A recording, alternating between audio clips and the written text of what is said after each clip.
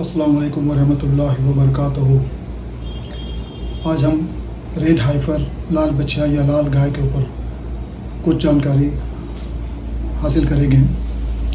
आजकल red hyper या लाल बछड़ा काफ़ी चर्चा में है।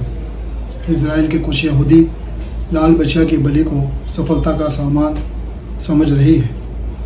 आइए जानते हैं लाल बछिया की बलि का ऐतिहासिक सच। मिस्र या इजिप्ट में दास्ता के समय पैगंबर मूसा अलैहिस्सलाम की कौम बनी इसराइल अपने आका की कौम के उपासक लाल गाय की बछिया की तरफ आकर्षित हो रही थी। सन 1279 से 1213 बीसी मिस्र पर रेमेसेस II का शासन था। मिस्र के शासकों को फ़िरौन के नाम से जाना जाता था।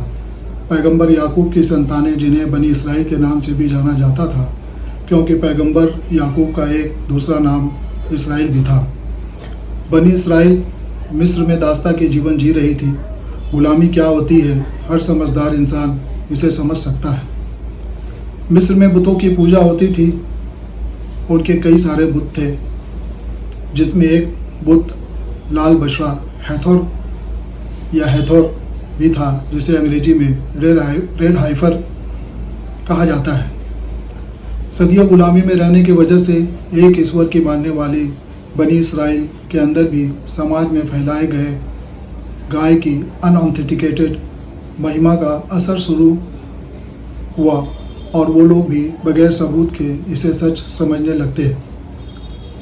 पैगंबर मूसा को अल्लाह का आदेश होता है कि बनी इसराइल को नील के पार ले चलो। जब नील पर पहुंचते हैं तब आदेश होता है कि नदी पर अपनी लाठी मारो, और ऐसा करने से नील का पानी दो हिस्सों में बंट जाता है और बीच के रास्ते से बनी इसराइल नदी के उस पार चली जाती है। वहीं पीछा कर रहे फ़िरौन की सेना को अल्लाह ताला डुबो देता है। फ़िरौन से आज़ाद होने के बाद अल्लाह ने मूसा को संदेश देने के लिए तूर की पहाड़ी पर बुलाता है। जब मूसा अलैहिस्सलाम संदेश लेकर वापस आते हैं तो क्या देखते हैं, सामरी नाम का एक व्यक्ति सोने की बछड़ा की पूजा शुरू कर चुका था। मूसा अलैहिस्सलाम ने गुस्से में कौम से सवाल किया कि जिस अल्लाह ने अभी तुम्हें फ़िरौन के अत्याचार से आज़ादी दी और उसे तुम्हारी आंखों के सामने दंड स्वरूप नदी में डुबो दिया, इतने जल्दी तुम अपने ईश्वर के उपकार को भुला बैठे और उसके विरुद्ध बछड़े की पूजा शुरू कर दी।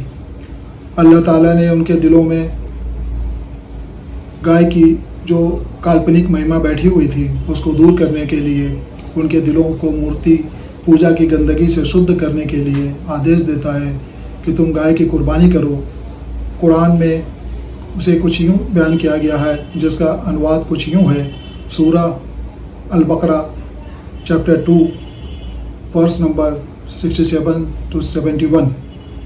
फिर वो वाक़या याद करो जब मूसा ने अपनी कौम से कहा कि अल्लाह तुम्हें एक गाय ज़बह करने का हुक्म देता है, तो वो कहने लगे, क्या तुम हमसे मजाक करते हो? इस पर मूसा ने कहा कि मैं इससे खुदा की पनाह मांगता हूँ कि जाहिलों की सी बात करूँ। फिर वो बोले, अच्छा अपने रब से दरख्वास्त करो कि वो हमें उस गाय की कुछ तफसील, कुछ डिटेल बतलाए। मूसा ने कहा, अल्लाह कहता है कि वो ऐसी गाय होनी चाहिए जो न बूढ़ी हो न बच्चिया हो, बल्कि औसत उम्र की हो। इसलिए जो हुक्म दिया जाता है उसको पूरा करो।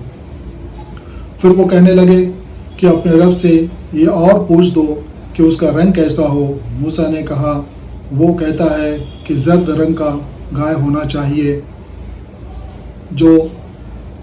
जिसका रंग ऐसा शोख और चटकीला हो कि देखने वालों का दिल जो है उसके तरफ खिंचा आ जाए और देखने वाला का जी खुश हो जाए। फिर बोले कि अल्लाह से आप अपने अल्लाह से साफ साफ पूछ कर बताओ कि कैसी गाय चाहता है, हमें उसके चुनने में डाउट हो रहा है। अल्लाह ने चाहा तो हम उसका पता लगा लेंगे। मूसा ने जवाब दिया, अल्लाह कहता है कि वो ऐसी गाय है जिससे काम नहीं लिया जाता, ना ज़मीन जोतती है, ना पानी खींचती है, सही सालीम और बेदाग। इस पर वो पुकार उठे कि हाँ, अब तुमने ठीक पता बतलाया। फिर उन्होंने उस गाय को के बछड़े को ज़बह किया। वह ऐसा करने वाले नहीं मालूम होते थे। ये जो है ये है बनी इसराइल और रेड हाइफर लाल बछड़ा की कुर्बानी का वाक़या। अब हम आज के इसराइल और यहूदी कौम पर आते हैं। शुरू में या यूँ कहें कि मूसा अलैहिस्सलाम के ज़माने में और बहुत बाद तक ये सब लोग बनी इसराइल, सन ऑफ इज़राइल के नाम से जाने जाते थे। पर कुछ ऐसा हुआ कि याकूब नबी की एक संतान यहूदा की संतानों ने अपने आप को इससे अलग कर लिया और अपने आप को यहूदी कहलाना पसंद किया, और इस तरह यहूदी कौम जो है अस्तित्व में आता है।